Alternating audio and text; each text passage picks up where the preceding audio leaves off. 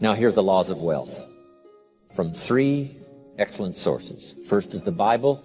Second is John Kennedy. Third is Zig Ziglar.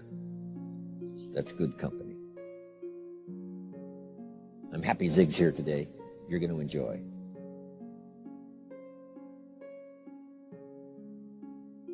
The wealth formula. Okay? First, I've already quoted from the Bible. He that wishes to be the greatest, find a way to serve the many. So that's the first key to the wealth formula. Service to many, finding a way. Now, some may have a wish to serve many, but you need a way. So you keep searching till you find a way, because if you search, you will find a way to serve more and more so that your life will be greater and greater. The second, John Kennedy's inaugural speech. Here's what he said. Don't ask. Don't we wish that was the current political philosophy? Where is John Kennedy? John Kennedy said, don't ask what the country can do for you. No matter how poor you are. Don't ask. That's not how you get trophies to put on the mantle above the fireplace. That's not how you become wealthy and rich.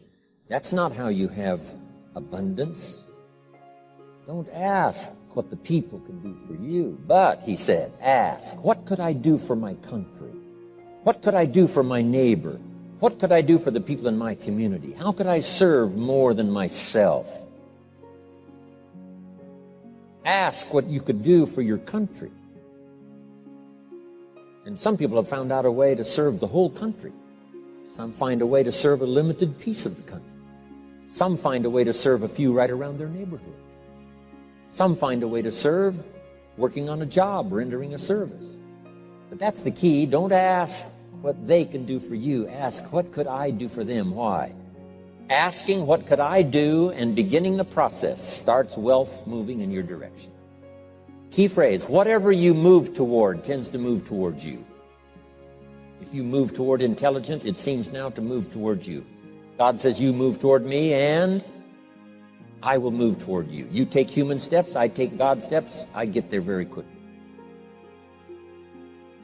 Whatever you move toward, if you move toward success, success seems to start coming your way. So figure out what you could do to make the move, to begin the early qualifications, and then sustain the qualifications, and success is yours, and health is yours, and all valuable things are yours.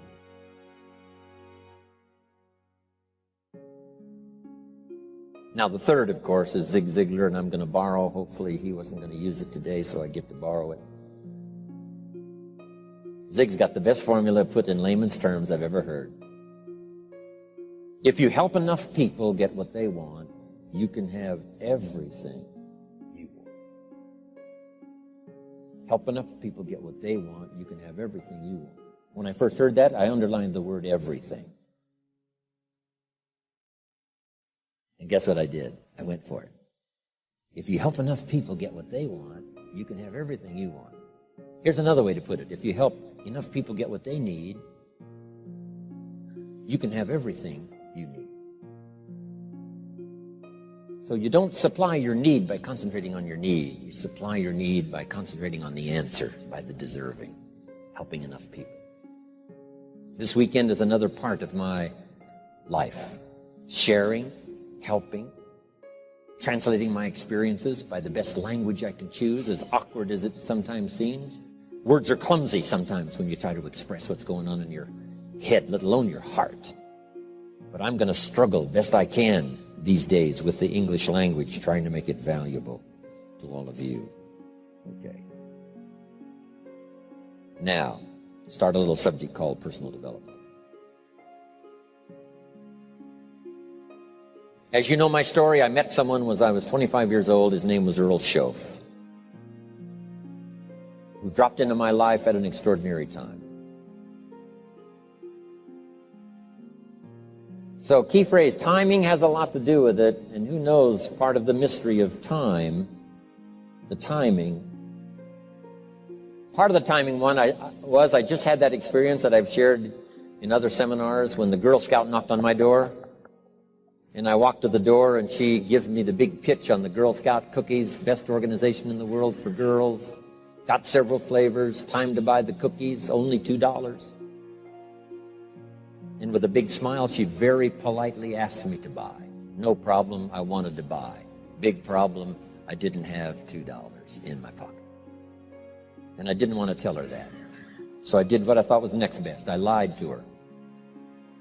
And I said, hey, look, I've already bought plenty of Girl Scout cookies. We've still got plenty in the house we haven't eaten yet. She said, oh, that's wonderful. Thank you very much. And she leaves. When she leaves, I say to myself, I don't want to live like this anymore. I mean, how low can you get lying to a Girl Scout? I mean, that's low down.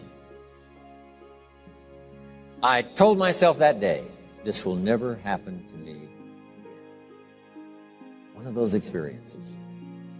It's called like life-changing. I said, I'm going to search till I find better opportunities so my pocket won't be empty and the bank account won't be empty, and I won't be so far behind on my promises to my family. And it was shortly after that I meet Earl Schoaf, who taught me how to be wealthy, who taught me how to change my life. So who knows what the connection is, right? Someone says when the student is ready, the teacher will appear. You know, I don't know all the mystery of that. But anyway, it seems like some of those things uniquely happen. But it was Mr. Schoaf over a 5-year period before he died at age 49 who taught me some extraordinarily simple things. He only went to the 9th grade in school, never finished high school, never went to college, never went to university. So he put his ideas and his experiences in very simple language, which I think for me, you know, a kid from the farms of Idaho, that simplicity was so important. Because if it would have been technical, I'd have missed it. If it would have been mystic, I would have, backed away. But it was just basic, blunt, ABC, familiar stuff that I hadn't thought of before. And he did start to remind me, and those ideas changed my life. Mr. Schoaf was the one when I said, this is all they pay. He said, you've been working 6 years, Mr. Owen, how come you're not doing better? And I said, this is all the company pays. He says, well, that's not true. I said, no, this is my paycheck. This is all the company pays. He said, no, this is all the company pays you. I thought, that's a new way to look at it, right? He said, doesn't the company pay 2, 3, 4, 5 times this amount to other people? And I said, well, yes. He said, well, then this is not all the company pays. It's all they pay you. And if you qualified, wouldn't your income grow 2, 3, 4, 5 times? I said, I suppose. So he said, we don't have to work on the company. We have to work on you. See, that was the beginning of what he called the phrase personal development. I told him things cost too much. He said, no, you can't afford them. I thought, well, that's a new concept. I hadn't thought about that. We put some of the valuable things on the high shelf, so you can't get to them until you qualify. If you want the things on the higher shelf, you've got to stand on the books you read. Every book you read, you get to stand a little higher so you can get the things on the higher shelf. See, I learned those concepts. It was so incredible. And here was the most important one. Success is something you attract by the person you become. See, that phrase changed my life. Success is something you attract by the person you become.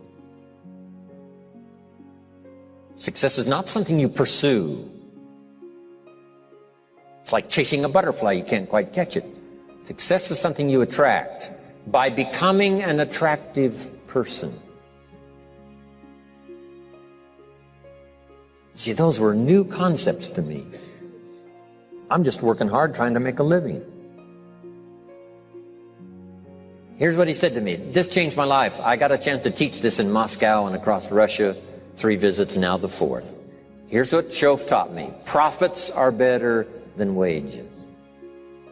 Nobody taught me that in high school. Nobody taught me that. I went to 1 year of college. Nobody taught me. Profits are better than wages. Wages make you a living. Profits make you a fortune.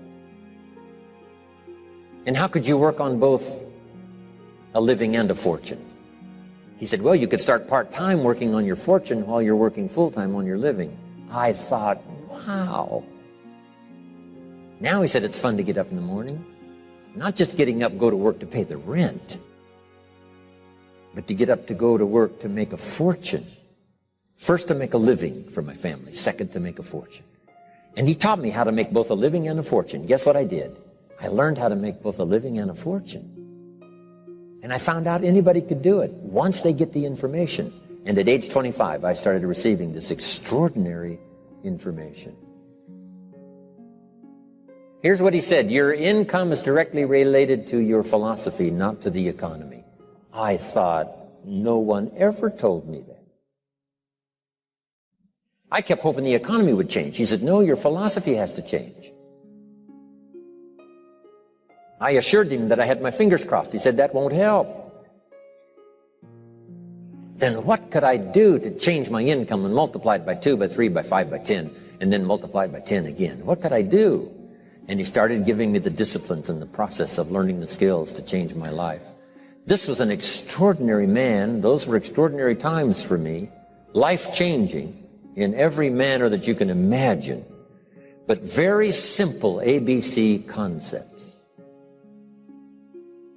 Here's what I learned: not to search for the exotic until you've discovered the basic. And those basic philosophies that he shared with me during that time were life-changing, and he called it personal development. Now, in the understanding of personal development, let's go through it quickly, some notes before we take our first break. If you're okay, say, I'm okay. How many of you have one page of notes already? Okay, jot these ideas down. First, for personal development, we must understand the law of the seasons and the lesson of the seasons, which prompted that first book. The first book of mine, Seasons of Life. Here's the phrase: life and business is like the changing seasons. Frank Sinatra used to sing, life is like the seasons. Next phrase: you cannot change the seasons, but you can change yourself.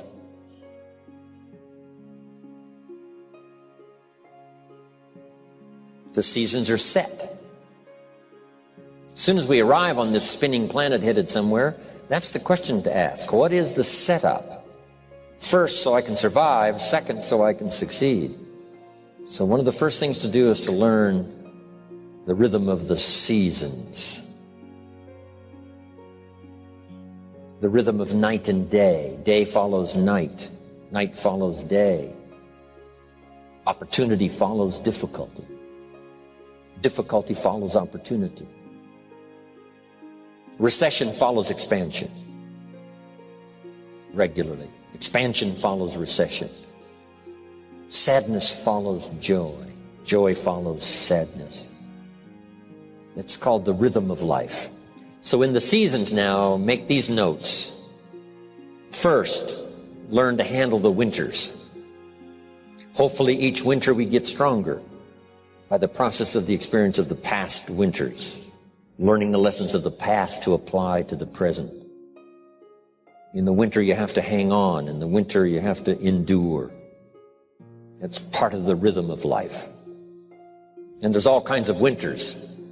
Physical winters and personal winters and political winters. Communism cast a long shadow on 1/3 of the world in that long winter of despotism. About 75, 80 years it lasted. Political winters, social winters, spiritual winters, personal winters, when things don't work well. Barbara Streisand sings, it used to be so natural to talk about forever, but used-to-be's don't count anymore. They just lay on the floor till we sweep them away. You don't sing me love songs, you don't say you need me, and you don't bring me flowers anymore. A song of winter. But we're all acquainted with those experiences. But here's the key. You must just hang on in the winter. Make the note. It doesn't last forever. Some winters seem longer than others. Some winters seem tougher than others. Some winters are more critical and crucial than others. But here's the note. They will pass. The night can only be a few hours. As far as we know, there's never been a double night. And the whole key to this is, surely you can make it just a few hours. Hang on. Whether it's playing a game or whether it's an enterprise, the winters do come.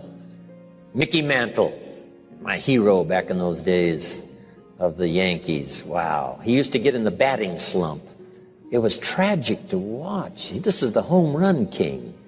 This is the fastest man in baseball. This is one of the most accomplished players ever to play the game. But he used to have these terrible slumps when it seemed like he couldn't get a hit, or he couldn't get very many, and he couldn't hit home runs. And someone asked him one time, what do you start changing? He said, I don't change anything. He said, what do you do? He said, I wait till it's over. Right. You just keep swinging and you just keep hanging in there until finally it passes. Maybe you need a little touch of refinement, but for the most part, here's what you have to do. Endure. Because the winter finally passes and the night finally fades away and the daylight comes and the shadows flee away. So the winters we just have to handle. Here's what's next, the spring. Spring always comes. Opportunity follows difficulty. Day follows night. Here's what spring is called, opportunity. Spring is not a guarantee. It's guaranteed to come, but it's not spring that guarantees the harvest. Here's what you must do. Use the spring to your best advantage. And you've got to hurry because spring is usually not very long. The short season of spring reminds us of urgency. If you want a full harvest, come harvest time, you've got to take advantage, but you must do it quickly.